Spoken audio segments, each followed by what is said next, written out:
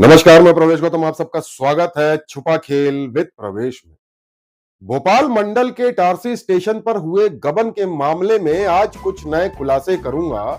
उन पहलुओं के बारे में बताऊंगा, दस्तावेज दिखाऊंगा जो यह इशारा करते हैं कि गलती किसी और की और थोपी किसी और पे जा रही है। कैसे एक साजिश शायद रची गई और किसी को बलि का बकरा बनाया गया, जबकि हकीकत यह दिखी जब हमने पड़ताल की तो मामला पूरी तरह से संदेहास्पद प्रतीत हुआ। इसमें विजिलेंस और कमर्शियल दोनों की मंशा संदेहास्पद सी दिख रही है। पूरी बात बताऊंगा, परत दर परत खोलूंगा। चैनल को लाइक शेयर सब्सक्राइब करना बिल्कुल ना भूलें। देखते रहिए छुपा खेल विद प्रवेश।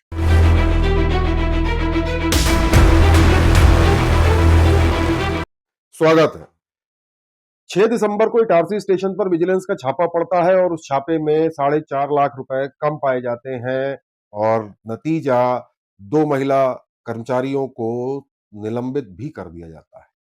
पर यहां एक बहुत बड़ा तकनीकी पेच है, यानी जो मौजूद ही नहीं था उसको जिम्मेदार माना जा रहा है। क्या है पूरा मामला, बताता हूं। दरअसल विजिलेंस का जो छापा पड़ा था वो 6 दिसंबर को पड़ा था और जब कैश जो शॉर्टेज मिला था वो 4 दिसंबर से लेके 5 दिसंबर के बीच का है। रेलवे में एक व्यवस्था है, स्टेशन में बुकिंग और अन्य माध्यमों से जो कैश आता है उसको 24 घंटे के हिसाब से बैंक में जमा किया जाता है। उदाहरण के लिए 4 तारीख को दोपहर 2 बजे से लेके 5 तारीख को दोपहर 2 बजे तक का जो कैश आएगा उसको पूरा समराइज करेंगे, चालान बनेंगे, एंट्री बनेगा और उसको ताला लगा के संदूक में रख दिया जाएगा और यह पैसा 6 तारीख को जमा होगा। मैंने 4-5 का उदाहरण क्यों दिया, क्योंकि 6 दिसंबर को इटारसी में जो छापा पड़ा था उसमें 4 दिसंबर दोपहर 2 बजे से लेके 5 दिसंबर दोपहर 2 बजे तक जो कैश आया था तकरीबन 12 लाख रुपए, उसमें से शायद 4.5 लाख रुपए कम मिले थे। और इस पूरे कृत्य के लिए जिस महिला कर्मचारी को यानी चीफ बुकिंग सुपरवाइजर भावना राय को निलंबित किया गया, वह दरअसल उस दिन ऑफिस आई ही नहीं थी और छुट्टी पे थी। आपको दिखा रहा हूं उनकी छुट्टी जो सैंक्शन हुई थी, सीनियर डीसीएम ने की थी 4 दिसंबर से 7 दिसंबर तक, यानी उनकी आखिरी वर्किंग 3 दिसंबर थी। 3 दिसंबर यानी कि 1 दिसंबर से लेके 2 दिसंबर तक जो कैश आया था वह पैसा उन्होंने बकायदा चेक किया और जमा करवाया। 2 दिसंबर से लेके 3 दिसंबर तक का जो पैसा आया था वह 4 दिसंबर को रिंकी पटेल ने जमा कराया। ऐसे ही 4 दिसंबर से लेके 5 दिसंबर को जो कैश आया था वह भी रिंकी पटेल की जिम्मेदारी में था। हमारे सूत्रों ने बताया कि विजिलेंस के छापे के दौरान रिंकी पटेल ने शायद यह बयान दिया है कि श्रीमती भावना राय छुट्टी में रहने के बावजूद 5 दिसंबर को स्टेशन आई थी और शायद संदूक की चाबी उनसे ली थी। मैंने इस मामले की पूरी पड़ताल की और सीसीटीवी और अन्य पहलुओं पर जब मैंने गौर किया तो मुझे पता चला कि भावना राय जी को रिंकी पटेल ने फोन करके स्टेशन बुलाया था 5 तारीख को। वह छुट्टी पे थी, पर फिर भी चलो उनकी सबॉर्डिनेट ने कॉल किया, एक रजिस्टर नहीं मिल रहा है तो उसकी समस्या का निराकरण करने के लिए भावना राय 5 तारीख को स्टेशन पहुंची। लेकिन जहां वो गई यानी बुकिंग ऑफिस में जहां इनका बैठना होता है वहां पे कैश नहीं रखा होता, कैश रखा होता है दूसरी तरफ जहां संदूक रहता है। सीसीटीवी फुटेज में स्पष्ट हो जाएगा कि भावना राय शायद उस जगह नहीं गई जहां संदूक रखा था। तो जब विजिलेंस को रिंकी पटेल ने यह जानकारी दी तो विजिलेंस ने त्वरित सीसीटीवी फुटेज क्यों नहीं चेक किया, सिर्फ एक बयान के आधार पर, वह भी आरोपित के, क्योंकि कैश शॉर्ट की जिम्मेदारी उसी के ऊपर आती है क्योंकि उस दिन कैश बुक उसी के पास। अब हुआ क्या इस पूरे मामले में कि भावना राय जी को रात तक सूचित नहीं किया गया, फिर उसके बाद में सूचित किया और अगले दिन 7 दिसंबर को, जबकि वह छुट्टी पे थे, उनकी छुट्टी कैंसिल करके उनको स्टेशन बुलाया गया। बाद में उनका निलंबन आदेश जारी कर दिया गया। इस बीच में 7 दिसंबर को इटारसी स्टेशन पे कुछ होता है। एक नया शख्स जिसका नाम है शायद देवेश दुबे, जो टिमरनी स्टेशन पर एसीजीएस के पद पर पदस्थ है, वह इटारसी स्टेशन के प्लेटफॉर्म पे डीसीआई के पास भटक रहा था, यानी आया हुआ था। सवाल उठता है कि देवेश दुबे जो टिमरनी स्टेशन पे था वह उस दिन यहां क्यों आया? क्या छुट्टी लेके आया, ड्यूटी पूरी करके आया? जांच का विषय है। मैंने यह इसलिए बताया कि अगले दिन 7 तारीख को जब ये मामला भावना राय जी की जानकारी में आया और उनको सस्पेंड करने की बात हुई, तो वह बैठी हुई थी, उन्होंने रिंकी पटेल से बात की कि रिंकी पटेल तुमने ऐसा क्यों किया, शायद जो बात की होगी, भाई पैसे जमा कर दो मामले खत्म हो जाएगा।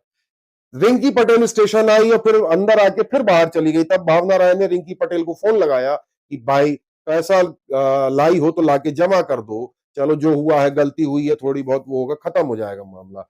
रिंकी पटेल ने तब भावना राय को जवाब दिया कि मैं आई थी लेकिन डीसीआई उत्कर्ष अग्रवाल, दूसरा नाम संदेहास्पद उत्कर्ष अग्रवाल ने उनसे कहा रिंकी पटेल से कि तुम बाहर जाओ, यहां मत बैठो। सवाल उठता है कि रिंकी पटेल स्टेशन क्यों आई थी? निलंबित तो वो 6 तारीख को हो गई थी, और यदि बुलवाया गया था तो आधिकारिक दस्तावेज में बुलवाया गया था क्या? और नहीं बुलवाया गया था तो वो जब अंदर आई थी और भावना राय जी कह रही है कैश लाई और जमा कर दो, तो रिंकी पटेल ने मना नहीं किया। अब आप कहेंगे मुझे कैसे पता चला? मैं आपको एक कॉल रिकॉर्डिंग सुनवा देता हूं, सुनिए। हाँ मैडम। रिंकी पैसे जमा करो ना एडमिटेड डेबिट में बेटा। हाँ आ रही हूँ, बाहर ही हूँ मैं। कितनी देर से तुम नहीं हो यहाँ पे? यहीं पे तुम्हारे को बैठना है नहीं ना। सर ने बोला कि बाहर जाके बैठ जाओ, तो मैं इधर ही आके बैठ गई थी। हाँ, कौन से सर ने बोला? डीसाई सर ने। अच्छा, वो तो मुझसे कह रहे मेरी तो रिंकी से कोई बात ही नहीं हो रही है ना, पैसे भर दो, जमा कर दो, नहीं तो नहीं वो। नहीं सर को बोली सर मैं गाड़ी में बैठी हूँ। हाँ, आ जाओ। हाँ हाँ, आ रही। सुना आपने? इस रिकॉर्डिंग में भावना राय कह रही है कि पैसा लाई हो तो लाके जमा कर दो, रिंकी पटेल कह रही नहीं मुझे डीसीआई ने कहा है कि बाहर जाओ। डीसीआई उत्कर्ष अग्रवाल ने क्यों बाहर जाने के लिए कहा? उसको बुलाया किसने? और इस सब चीज की तस्दीक जो है स्टेशन में लगे सीसीटीवी कैमरा कर देंगे।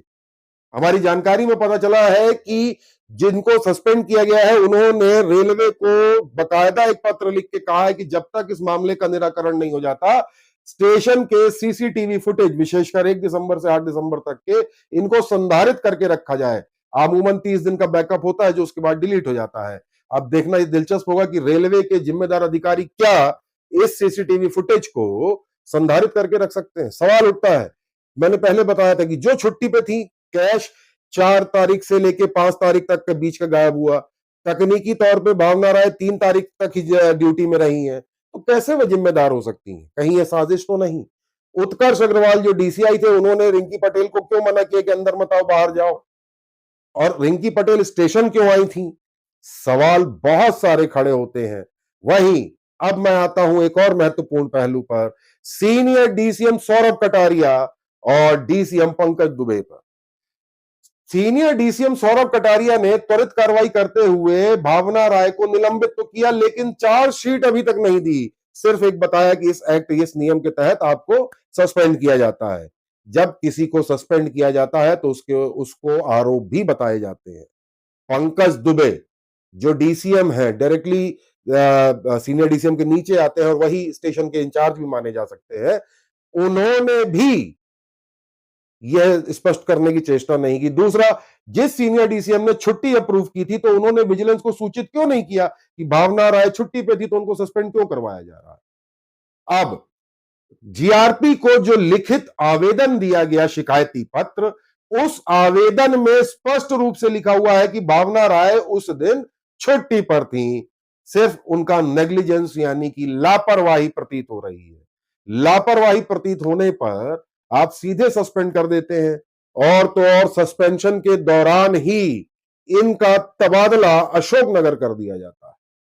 मैंने जब इस पूरे मामले की पड़ताल की तो मुझे कुछ संदेहास्पद नजर आया। पहला, दीपक उपाध्याय जो विजिलेंस इंस्पेक्टर हैं, उनका अक्सर इटारसी में जांच करना।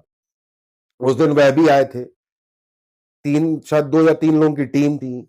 दूसरा, जो देवेश दुबे नाम का कर्मचारी है, वह टिमरनी स्टेशन से इटारसी 7 तारीख को क्यों आया था?